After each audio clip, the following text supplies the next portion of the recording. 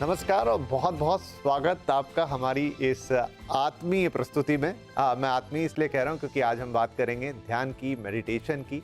21 दिसंबर world meditation day, और इस मौके पर हम थोड़ा सा कोशिश करेंगे कि आज के इस जीवन में जो आपाधापी से भरा हुआ है, जो तनाव से भरा हुआ है, स्ट्रेस, टेंशन, हर तरफ यही चीज़ें, यही बातें सुनने को मिलती हैं। और सुनने को क्यों मिलती हैं, हम अनुभव भी करते हैं। ऐसे में ध्यान का, मेडिटेशन का क्या महत्व है? हम में से वैसे बहुत सारे लोग मेडिटेशन को जानते हैं, समझते हैं, और इस सोशल मीडिया के ज़माने में तो हम बहुत सारे वीडियोस देखते हैं, बहुत सारी बातें ऑलरेडी सुन चुके हैं। लेकिन फिर भी इस कार्यक्रम के ज़रिए हम एक छोटा सा स्टेटस चेक करेंगे कि क्या हम सच में मेडिटेशन को जान रहे हैं, या जान रहे हैं तो क्या हम उसका उपयोग अपनी बेहतरी के लिए सही तरीके से कर पा रहे हैं। ये आज के कार्यक्रम का लक्ष्य होगा, और इसीलिए हमने दो खास मेहमानों को आमंत्रित भी किया है। हमारे साथ कार्यक्रम में शामिल हो रहे हैं आर्ट ऑफ लिविंग के स्वामी प्रणवानंद जी और मोक्षायतन योग संस्थान की आचार्य प्रतिष्ठा। आप दोनों ही योग, ध्यान, इन जो विधाएं हैं इनमें पारंगत हैं, और हमेशा हमने आपको बहुत कुछ इस पे कहते सुनते सुना है। लेकिन आज फिर से एक नए सिरे से बात हम शुरू करते हैं। तो स्वामी जी, आपसे मैं शुरुआत करता हूं, क्योंकि वर्ल्ड मेडिटेशन डे इस पैमाने पे मनाया जाए अंतर्राष्ट्रीय स्तर पे, इसका बहुत श्रेय आपकी संस्था को भी जाता है, श्रद्धेय गुरुदेव को भी जाता है। पहला सवाल मेरा ये कि एक आम व्यक्ति के लिए एक बिल्कुल बेसिक सवाल जो उसके मन में आता है कि मेडिटेशन मुझे कैसे शुरू करना है, क्योंकि बहुत सारे लोग यहीं अटक जाते हैं कि हमसे शुरुआत ही नहीं हो रही। तो कैसे एक व्यक्ति जिसने या तो पहले थोड़ा बहुत मेडिटेशन किया है या नहीं भी किया है, शुरू कहां से करे? मेडिटेशन का और हमारे सांस का बहुत गहरा ताल्लुक है। जैसे मन का और सांस का बहुत गहरा ताल्लुक है। हम्म, तो हमने देखा होगा कि जब भी हमको गुस्सा आता है तो हमारी जो सांस होती है वो थोड़ी गर्म होती है, सांस वार्म होती है सांस। और तो सांस और मन का बहुत गहरा ताल्लुक है, और ध्यान मन से ही जुड़ा हुआ है।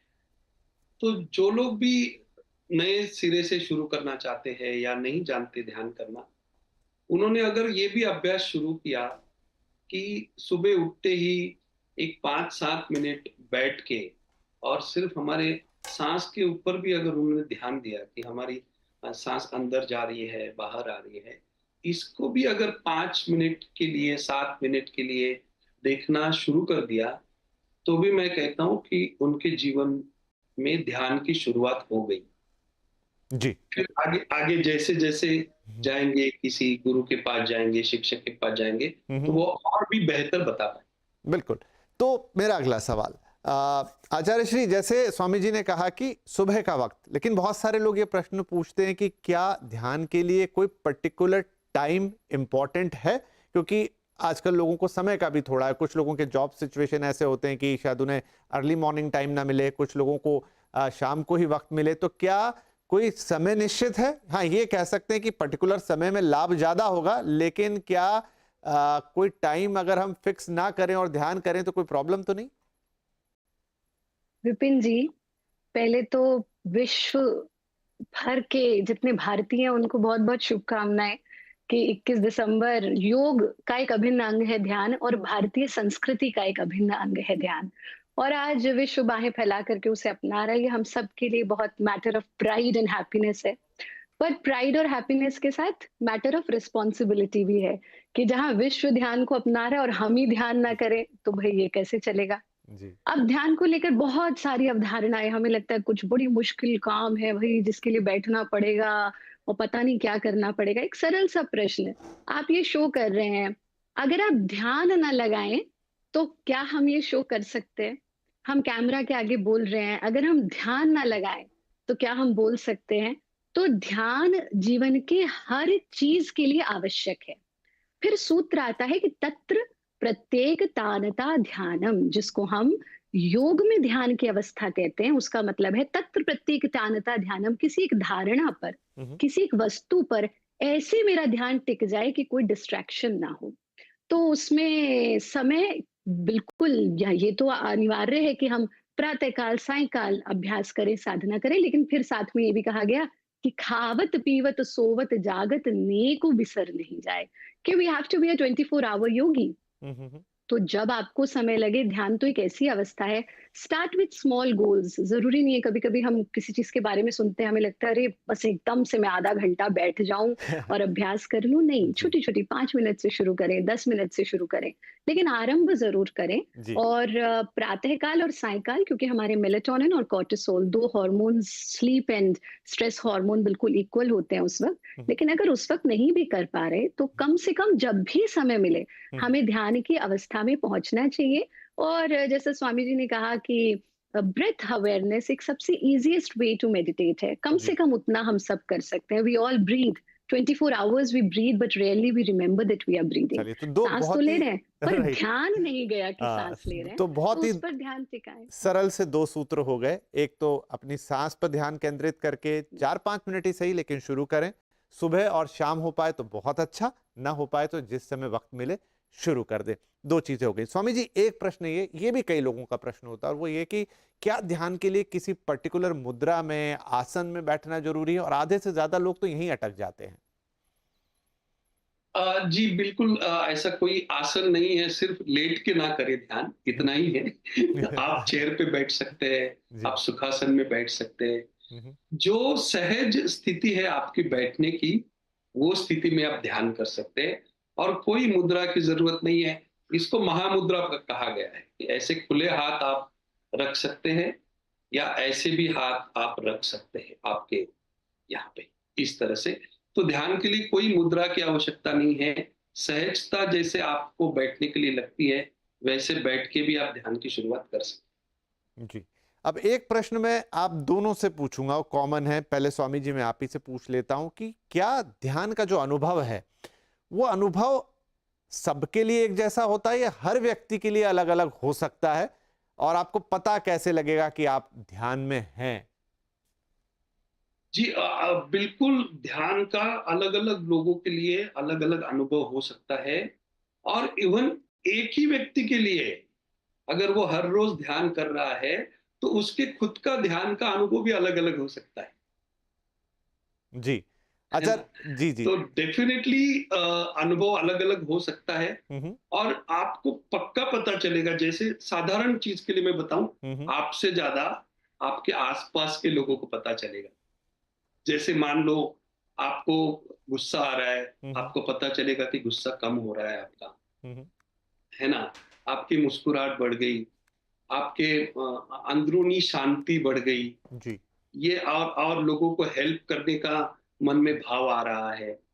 ये सब अपने आप, मतलब ज़्यादातर मैं तो कहूँगा, हमको शायद ये पता लगाने में थोड़ा देरी हो सकती है, मगर आस-पास के लोग तो तुरंत ही पहचान लेंगे आपको, कि नहीं आप कुछ तो अलग कर रहे हैं। जी।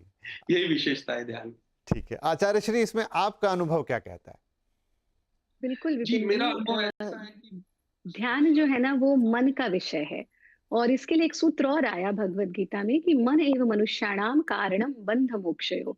मन ही बंधन है, मन ही मुक्ति है। हमें लगता है हम भोग रहे हैं इंद्रियों के माध्यम से, पर इंद्रियों के पीछे भी मन छुपा है।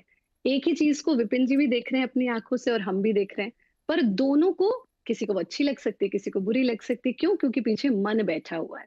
तो ध्यान की अवस्था भी ऐसी है। हुँ, हुँ। आरंभ में आप किसी बच्चे को ज़बरदस्ती बिठा दें, तो वो कहेगा ये तो मुझे सज़ा मिल गई, है ना? कोई जो अपनी इच्छा से स्वतः कर रहा है, उसे आनंद मिल सकता है। और इसमें एक चीज़ और आ जाती है कि विशेष रूप से कुछ ऐसी डीपर स्टेजेज़ ऑफ मेडिटेशन होती हैं, हुँ, हुँ। Which we don't recommend to patients of depression and anxiety. क्योंकि जब वो उन स्टेजेज़ में पहुँचते हैं, तो वो उनके अवसाद की स्थिति को बढ़ा देता है। इसलिए हमने कहा छोटी-छोटी सी चीज़ों से शुरू करें। बैठ नहीं पा रहे, तो बहुत सारे ऐसे लेट करके भी अभ्यास होते हैं जिसमें आप पहले रिलैक्सेशन पर जाएं, क्योंकि कमर ही साथ नहीं दे रही तो बैठेंगे कैसे। पर जो हमारा पारंपरिक तरीका है ध्यान का, वो आसन साध कर। क्यों? क्योंकि यम नियम आसन, प्राणायाम, प्रत्याहार, धारणा, ध्यान, समाधि। तो आसन जब तक नहीं सधेगा, तब तक हम ध्यान की उच्चतम अवस्थाओं तक नहीं पहुंच पाएंगे। और एक्सपीरियंस तो जीवन में हर चीज का, हर व्यक्ति का अलग हो सकता है। तो एक सूत्र और आता है कि विद्या अभ्यसनेनेव प्रसीदति। विद्या अभ्यास से प्रसन्न होती है। जितना गहरा, जितना प्रैक्टिस, आप देखिए ना, जैसे अगर आपने एंकरिंग की शुरुआत करी थी, तो पहले दिन हम उतने परिपक्व नहीं होते, लेकिन धीरे-धीरे जब साधना करते हैं तो अब वो छोटी-सी चीज़ लगती है, अब वो स्वतः हो जाता है। तो जितना हम अभ्यास को साधेंगे, विद्या अभ्यास से ही प्रसन्न होती है और कुछ भी प्राप्त करने के लिए अभ्यास ही एक अनिवार्य चीज़ है। सो consistency is very important. Right.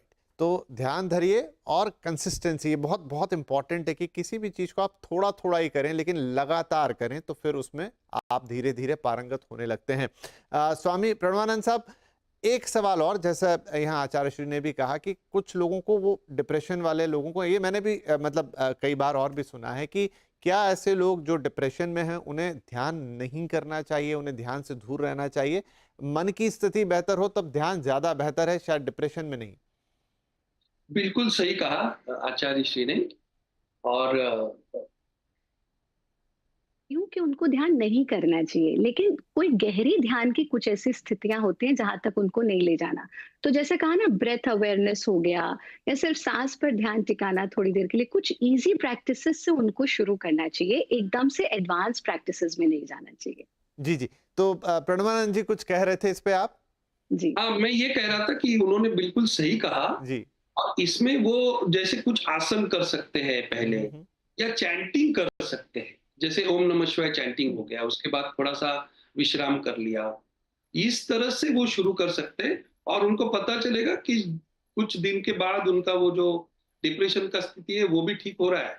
उसके बाद वो ध्यान में डेफिनेटली आगे बढ़ सकते जी, ठीक है। तो कुछ लोग जिन्हें थोड़ा डिप्रेशन, तो ये कुछ पर्टिकुलर केसेस है जहां पर ध्यान रखने की जरूरत है। अब ध्यान के फायदों की तरफ चलते हैं। तो स्वामी प्रणवानंद जी, ध्यान इन जनरल, अभी तो हम कहते हैं कि भाई अगर आप स्ट्रेस में हैं तो वो दूर होगा, तनाव में तो दूर होगा, हो सकता है आपके स्वास्थ्य में भी लाभ दे। क्या फायदे होते हैं ध्यान करने के? क्योंकि स्ट्रेस तो एक ऐसी चीज है जिससे इन दिनों हर दूसरा व्यक्ति, या मैं कहूं हर व्यक्ति, प्रत्येक व्यक्ति दो चार है। हैं। ध्यान के तीनों स्तरों पे बेनिफिट होते हैं। पहला तो फिजिकल फिटनेस रहेगा। अगर आपको फिजिकली, अगर आप स्वस्थ हो तो आप अधिक स्वस्थ पाएंगे खुद को। और अगर कुछ प्रॉब्लम्स है, या कुछ मेंटल भी कुछ प्रॉब्लम है, या फिजिकली भी कुछ लगता है, तो ध्यान से आपका फिजिकल फिटनेस बढ़ेगा। दूसरा, मेंटली भी बहुत बेनिफिट होते हैं ध्यान के। जैसे मेंटली, जैसे हम सुनते हैं कि गुस्सा नहीं करना चाहिए, ज्यादा लोभ नहीं करना चाहिए, किसी से ईर्ष्या नहीं करना चाहिए। बट ये इतने स्वाभाविक चीजें हैं कि हम चाहे ना चाहे फिर भी ये होता ही है। इसका हमने अनुभव किया है। तो जैसे हम ध्यान करने लगते हैं तो जो नकारात्मक जो भाव है वो अपने आप हमारे से दूर निकल जाते हैं, और उससे मन शांत हो जाता है, मन प्रसन्न रहता है, चेहरे पे मुस्कुराहट आने लगती है। ये मेंटल बेनिफिट हो गया। और तीसरा और सबसे इंपॉर्टेंट बेनिफिट है वो, जिसको आत्मिक बोलेंगे या आध्यात्मिक बोलेंगे। जैसे हमारे यहाँ पे प्रथा है कि हम पुनर्जन्म पे बहुत विश्वास रखते हैं हिंदू संस्कृति में। तो पुनर्जन्म के लिए पिछला जो जन्म में किया उसका असर है, मैं अभी ऐसा हूं, तो अभी मैं जो भी करूंगा उसका असर मेरे अगले लाइफ में भी पड़ेगा और अगले जीवन में भी पड़ेगा। तो आध्यात्मिक उन्नति के लिए भी ध्यान बहुत बहुत फायदेमंद, तीनों स्तरों पे। चलिए, तो ध्यान के अनेक फायदे हैं आपके रोजमर्रा की जिंदगी से लेकर, तो थोड़ा डीप डाउन अगर आप लाइफ में चले जाएं वहां तक उसके फायदे आपको मिल सकते हैं।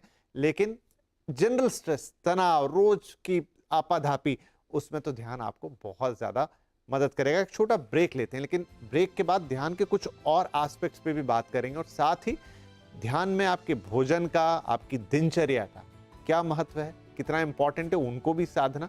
इस कुछ सवाल छोटे से ब्रेक के बाद।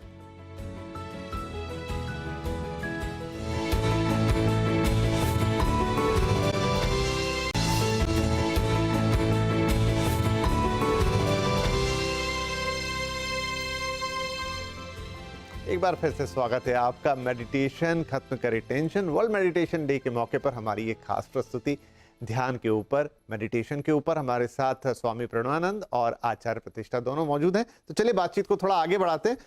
आचार्य प्रतिष्ठा, एक सवाल मैं अपने व्यक्तिगत अनुभव से भी आपके पास लेकर आना चाहता हूं, और उसमें सवाल भी है, क्या भोजन और ध्यान का आपस में कोई संबंध है?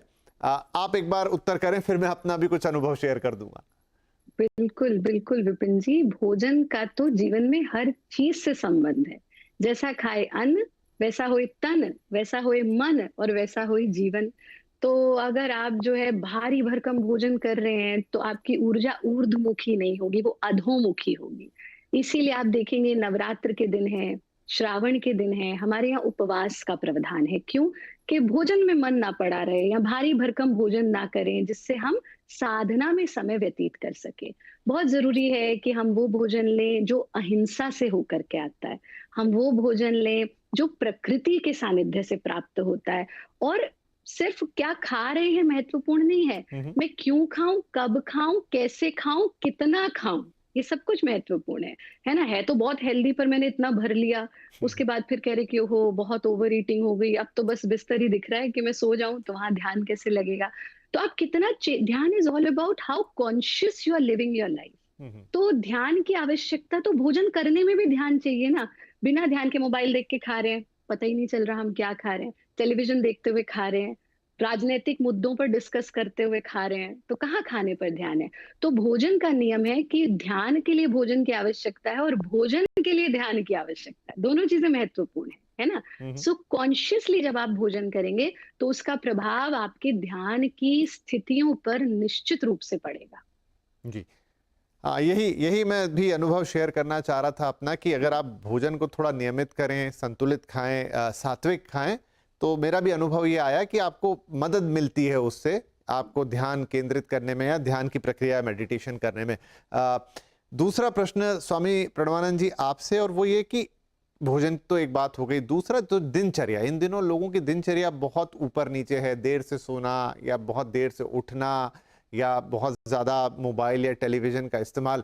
क्या इन सब चीजों का भी ध्यान पर या ध्यान की प्रैक्टिस पर फर्क पड़ता है? तो पहले अगर आपको ध्यान में उन्नति करनी है या बेहतर ध्यान लगाना है तो इन चीजों को भी ठीक करना होगा। ये बिल्कुल टाइम का इसलिए ऐसा बोला गया है, ब्रह्म मुहूर्त के ऊपर ध्यान करना चाहिए।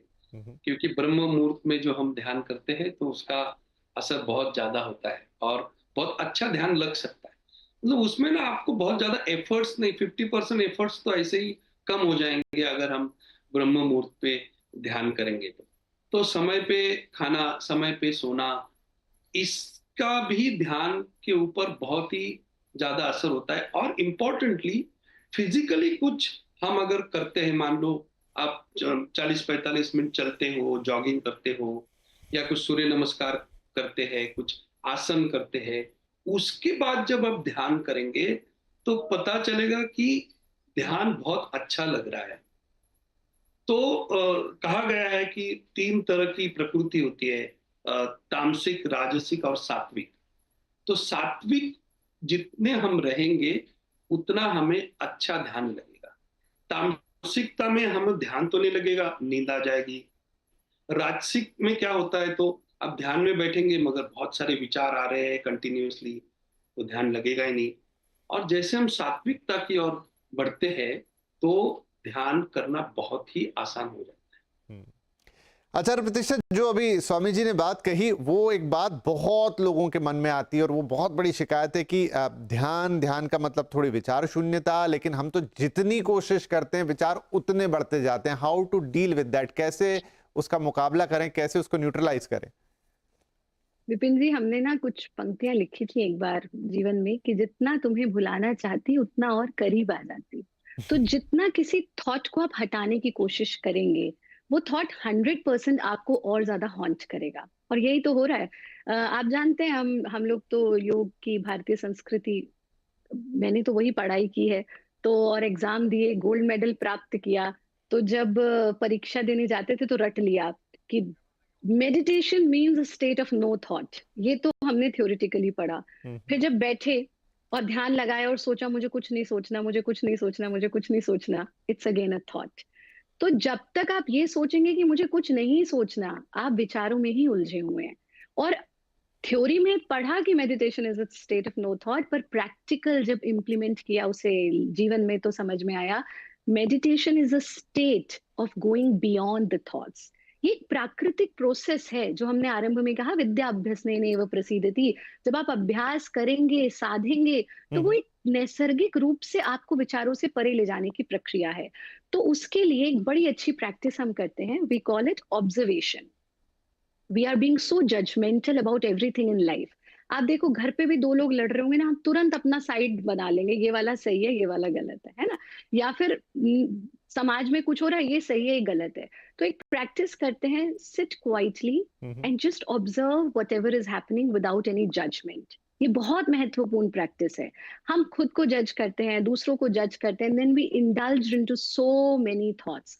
तो क्या करना है, शांत भाव से जो थॉट आ रहा है आने दें, जो जा रहा है जाने दें।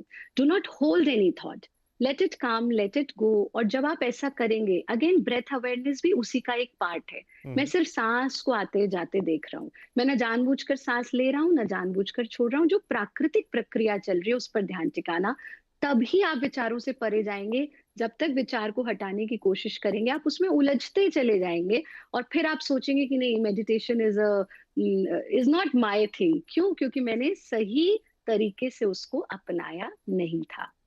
जी, तो एक महत्वपूर्ण चीज थी कि हाँ बिल्कुल स्वामी जी बताएं। हाँ विपिन जी, मैं एक बात हमारे सभी दर्शकों के लिए अगर वो भ्रम हो तो मैं निकाल देता हूँ, और वो ये है कि विचारों के साथ भी ध्यान हो सकता है और विचारों के बगैर भी ध्यान हो सकता है। तो जैसे आचार्य श्री ने बताया कि वो विचार आएंगे भी तो मगर आपको छुएंगे नहीं, उसी को ध्यान कहते हैं। उसके ऊपर आप एक्ट नहीं करेंगे, इसी को शायद आचार्य जी कह रहे कि ऑब्जर्वेशन, कि मैं सिर्फ वो विचारों को देख रहा हूं। और वैसे देखा जाए तो विचार आपको कुछ नहीं करने वाले, आप ही उसको पकड़ने जाते हो या उससे छुटकारा पाना चाहते हो। So what ever you resist will persist. तो आप थोड़े शांत हो गए तो आपको पता चलेगा, अरे ठीक है, अच्छे विचार हो या बुरे विचार हो, आ भी रहे हैं और जा भी रहे हैं, हमको कुछ नहीं कर रहे, हम तो अछूते हैं उससे। वही ध्यान की स्थिति है विपिन जी। बहुत ही सुंदर तरीके से आप, क्योंकि ये सबसे बड़ा प्रश्न तमाम लोगों के मन में जो ध्यान करना शुरू करते हैं या मिडवे भी पहुंचते हैं कि विचारों से बहुत लड़ाई होती है, हम तो कभी उस स्टेट को पा ही नहीं पाते, लेकिन उस स्टेट को समझना बहुत जरूरी है। आई थिंक आप दोनों ने बहुत खूबसूरती के साथ वो स्टेट समझा दी है। तो ध्यान विचारों के साथ कोई झगड़ा नहीं करना है, उनके साथ कोई गुत्तम गुत्ती नहीं करना है। अगर आ रहे हैं तो आने दीजिए, ऑब्जर्व कीजिए, देखिए, जैसे आए हैं वैसे वापस चले जाएंगे। और शायद मैं ये शब्दों कहूं, बाकी तो हमारे दो इतने बड़े विद्वान यहाँ हैं, लेकिन ध्यान शायद हम कह के आपको कभी नहीं समझा पाएंगे। ये एक अनुभूति है, एक अनुभव है। तो जितना बताया जा सकता है शब्दों के माध्यम से वो रखने की कोशिश की है। बाकी यहां से आपकी यात्रा आपको खुद शुरू करनी होगी और फिर वो अनुभव आपका बिल्कुल अपना अनुभव होगा, जिसे आप कहेंगे कि ध्यान। हाँ, उससे जो लाभ होते हैं जब वो आपको मिलने शुरू हो जाएंगे तो आप समझ जाएंगे कि आपका ध्यान होना शुरू हो गया है। तो आप दोनों ही महानुभावों का बहुत बहुत धन्यवाद। ध्यान एक ऐसी चीज है जिस पे चर्चा हम निरंतर करते रहें, बैठे रहें लगातार घंटों तक, तो मन नहीं भरेगा।